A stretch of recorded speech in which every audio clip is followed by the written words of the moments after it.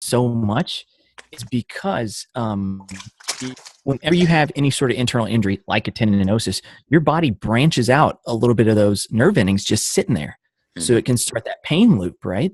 Right. So if you've had it for a long time, it might just be that you need to exercise it enough to basically squash all those free nerve endings and kill them off so that they don't hurt anymore. And that might be the reason why when you're feeling that click, you feel uneasy. Yeah. Because the click's not causing pain, but it's obviously having some interaction with the surrounding tissue. So I don't know if you've ever seen those images with a chunk of scar tissue and it has nerve endings just sitting in it. Oh yeah. And then afterwards they die off. That's our body's telephone system. As you get an injury, sprouts these tiny little nerve endings. You fix it up, they die off. No more.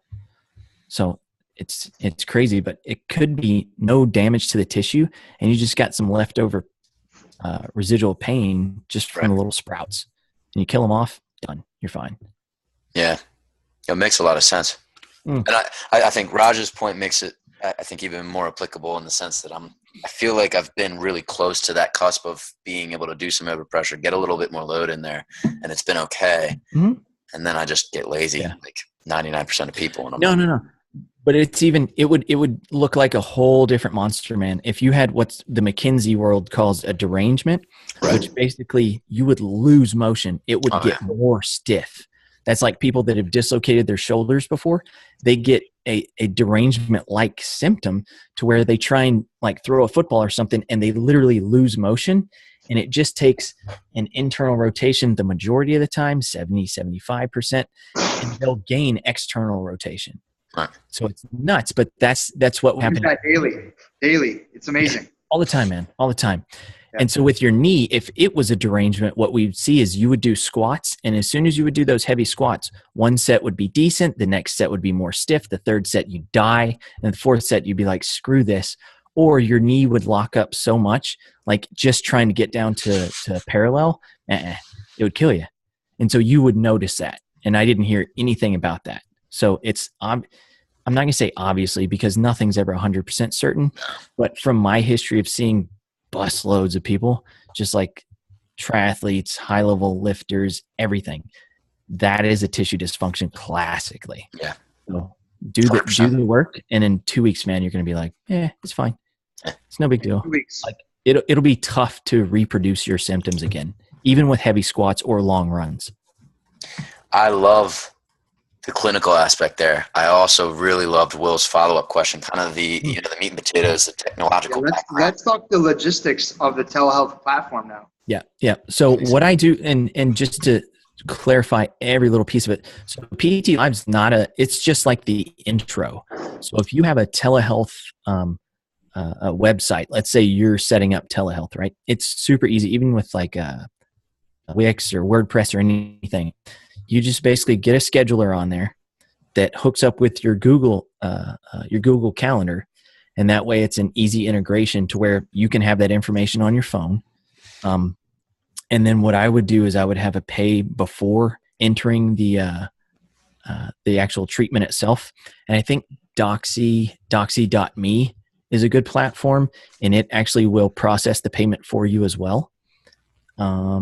And I think it's relatively cheap, maybe $30 a month or something like that.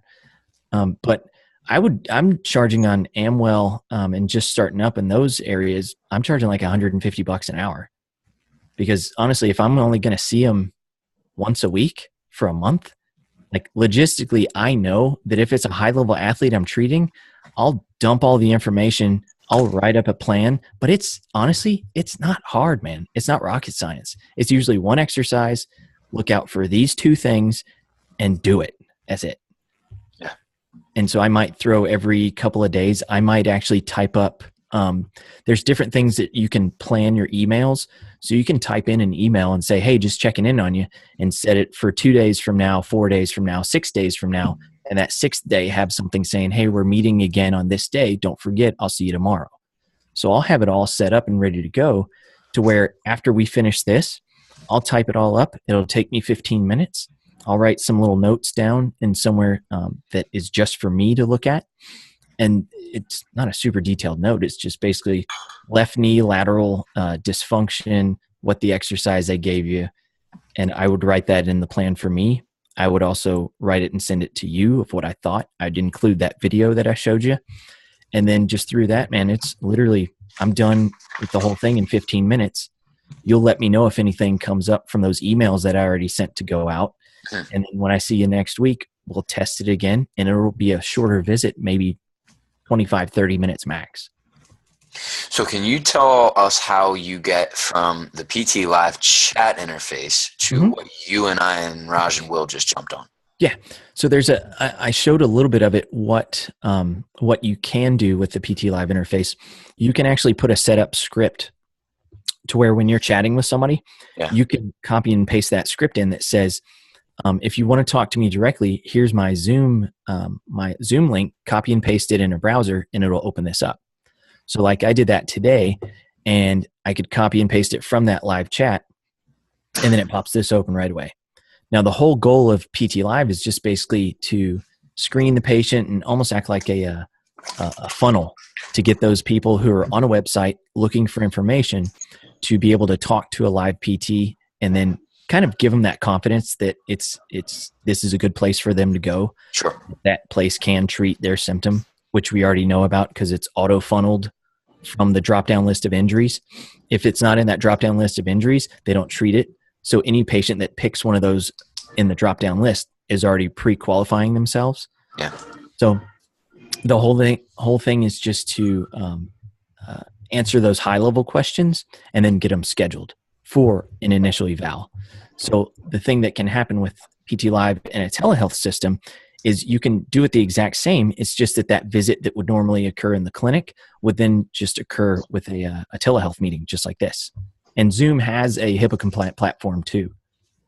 Do they really? Mm-hmm, they do. It's $99, or maybe it was just because I told them I wasn't going to use it when they said it was going to be like $200. And I was like, I don't think I'm going to be able to pay that much. And they're like, well, let me talk to my manager. Of course, they just phoned down and had a soda or something and then came back. Hey, it's $99 now. It's like, yeah, that was magic. Thanks, bud. How was the Coke? Yeah, exactly.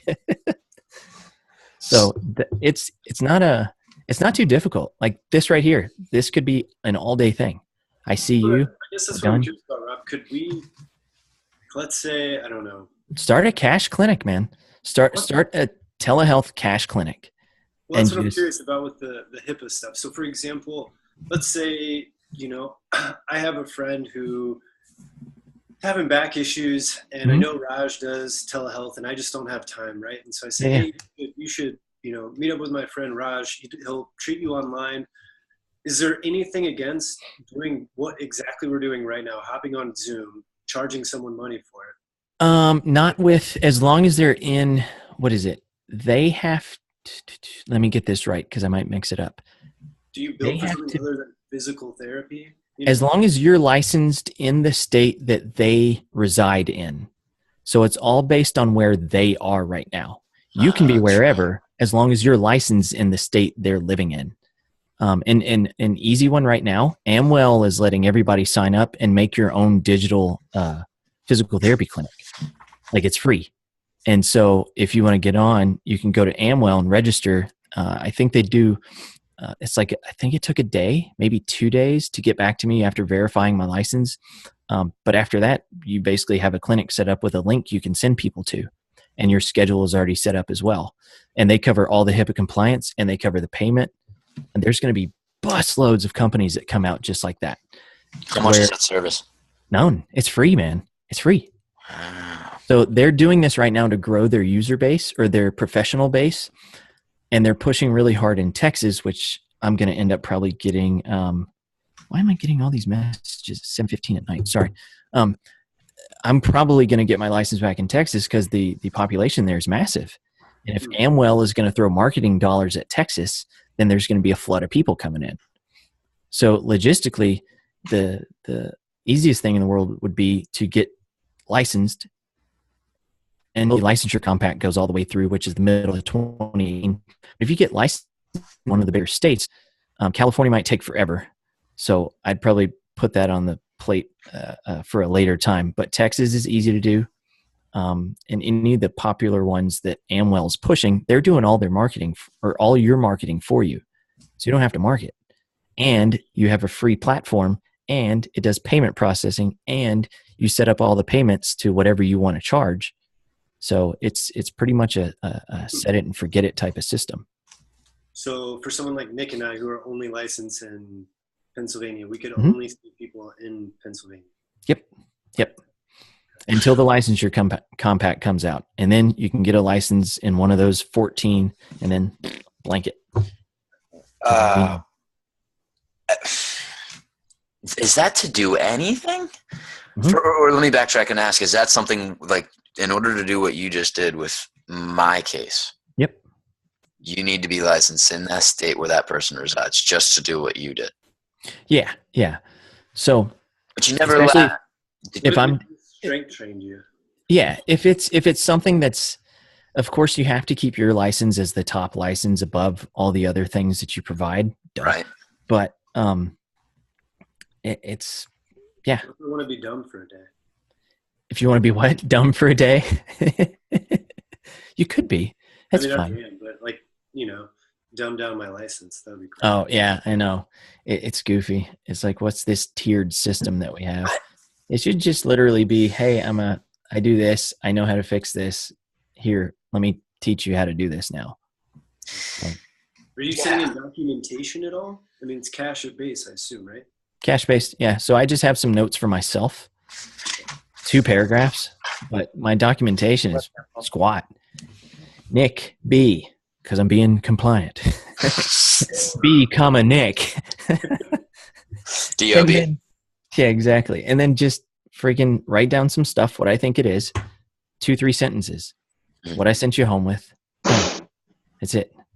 So the whole HIPAA thing is going to change in the next couple of years. HIPAA's going down in a big ball of flames. Like blockchain is already going to come in, and it's going to be the new HIPAA, because blockchain everybody can actually understand, and it's one damn standard. Whereas HIPAA, if somebody's feeling bad and they're like a compliance officer, they can just screw your business completely. Yeah.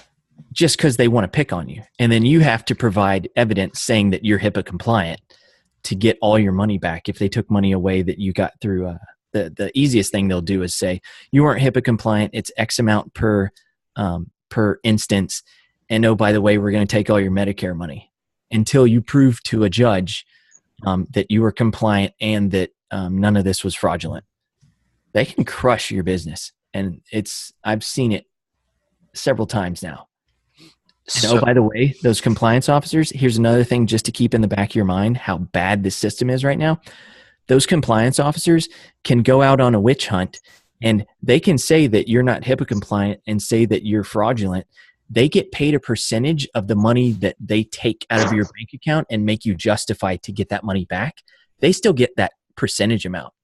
How screwed up is that? Sign me up for that job. Yeah, dude. How do I do that job? Yeah. So I want a new car. That guy, he's not HIPAA compliant. And that guy, my kid's got braces. Medicare, Rob. Like, that's a lot of cost. No one. Yeah.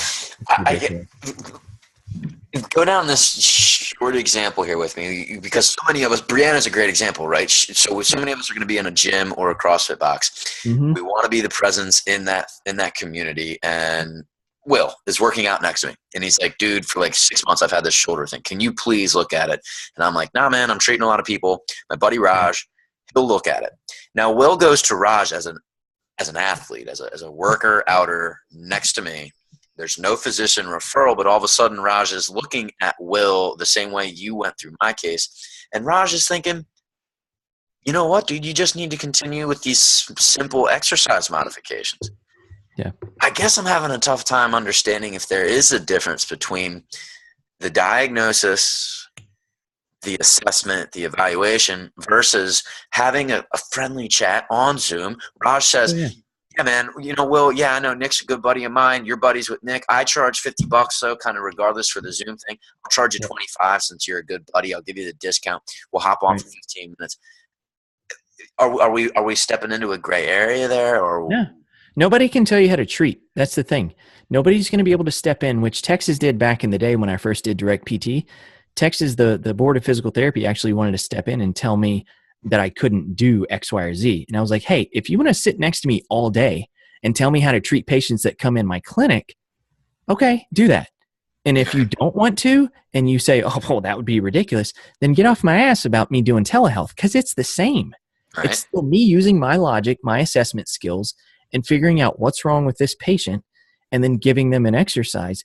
It's just in the manner of speaking, it's not the path that we're taught in school, but that just comes like literally with experience. I'm able to skip 10 steps and go, oh, I've seen this before, this, and this. So it might only take me 15 minutes. It might take somebody else 25, but we're still getting the same results. You know what I mean?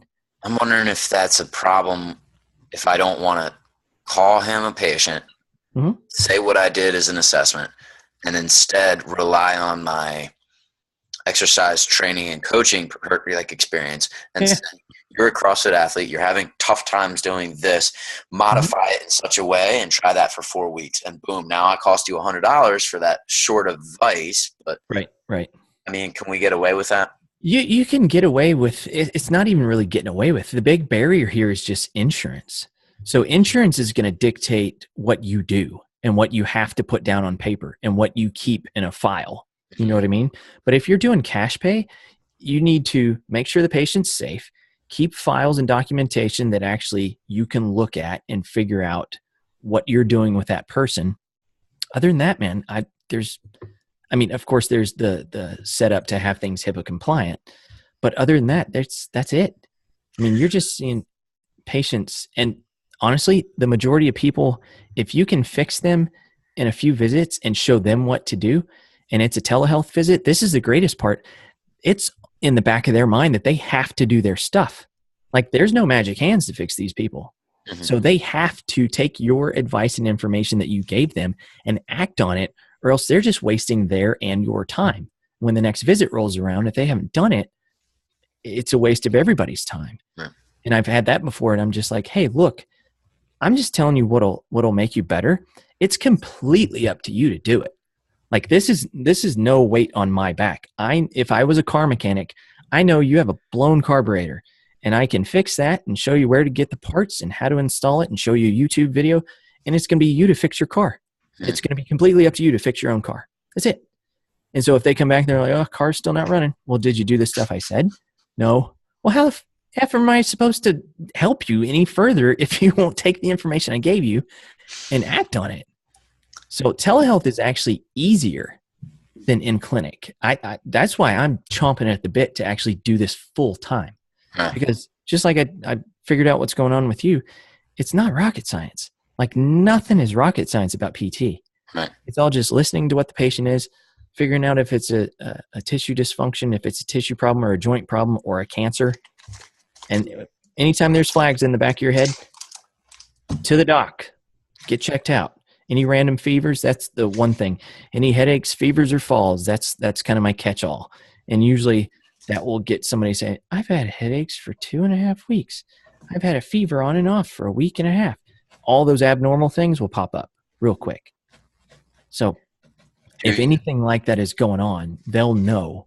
Like, you'll hit that button and they'll be like, yeah, I have had fevers on and off for a while, and then you can dig in and figure out and then send them off somewhere. And again, you're the not the gatekeeper, you're the initial point of contact, but we get this extended period of time to, even in those tiny little questions, figure out if they're a good candidate for PT and then telehealth. And then if they're not, get them out, send them somewhere else, send them to the doc to get checked out, Love it. Do you guys have any other questions? I'm sure I'll have more down the road. Yeah. Mm-hmm. But yeah. No, it was super helpful, Rob. I really appreciate it. Absolutely, dude. Yeah. I'm very happy. We've got this reference now. I think if it's all right with you, Rob, I'll kind of edit it, chop it up probably by the end of the week, throw it up on the new Facebook group, man. I'm excited to see what's going to come of that. Absolutely, man. Yeah, that'll be awesome. I think that'll help for people to at least have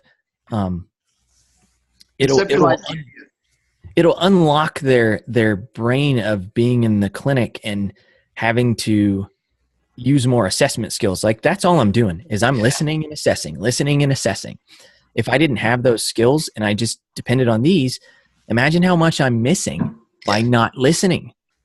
Right. And so doing this, I think, will make clinicians even better because they're handcuffed, but it's all just using the same knowledge and all using the same information you know. You just have to listen. Rob, why are you so much better than everybody else at this job, man? Because I listen. I don't know.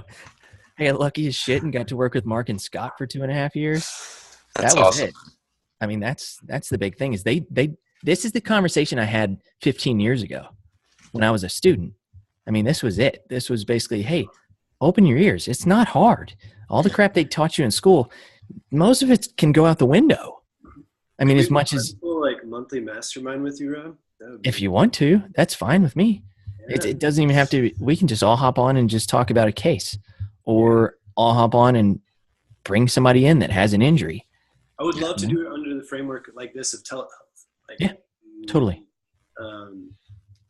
Yeah, because I just think it's if you can do it this way, you can do it. Yeah, you can do it in person. Think how many people don't come in the clinic because they have to get up, they have to drive, they have to come back. Tons. Yeah, dude. People are working their ass off just to make rent. And so they have 2 jobs. They don't have time to go to PT. None. No, I look forward to absolutely. I mean, like I said, sharing this with other people that are interested, but also just kind of continuing to pick your brain and follow in that kind of direction of. Yeah, I love it, man. Because the more of us that actually go, oh, then more of us start to dabble in seeing people. And then we become the medical professional of convenience. This is convenient for any patient that wants to know what to do to get themselves better. Yeah. Get that shit written down and bring it home with you. I mean, it's great that we all talk about HEPs that are given out on the first eval, but. Now, Rob, do you do exercise for people? Like, will you go and do their exercises for them? Because that's what I'm really meaning to do. What do you mean? Like, oh, I'll go do your gym workout for you? Yeah, you'll work out. Totally. Totally. So I do that on a recurring basis. So it's a workout as a service, or a WAS, as I like to call it. It's not a WAD, it's a WAS. Oh my gosh. Yeah. My clients would get so much better if you take that on. I get paid per soaked rag. So like this is $50 a month, and then like a hand towel is 150. And if like I'm just sopping wet and it takes like I need to take 2 showers, that's $450 a month. But I can do it. All right. Hey, I mean, it keeps you in great shape. Take it from me. Dude, this was awesome, man. Yeah, I still have a few evals to write. I'm sure these guys do too. But Rob, thank you so much for the time tonight, man. It was awesome. Man. Thank you so much. Yeah, anytime you guys want to do this, y'all just let me know and we'll pop on here. Absolutely. Like I said, congrats on the new launch of the group too. I can't wait to. Yeah, that's actually. Oh yeah. Thank you guys for being in there. I appreciate it. I just launched it like an idea, but yeah, it seems to be working. So we'll go from there. It's gonna work. All right, man. Gentlemen. Talk to you guys Have a good later. rest of your evening. All right.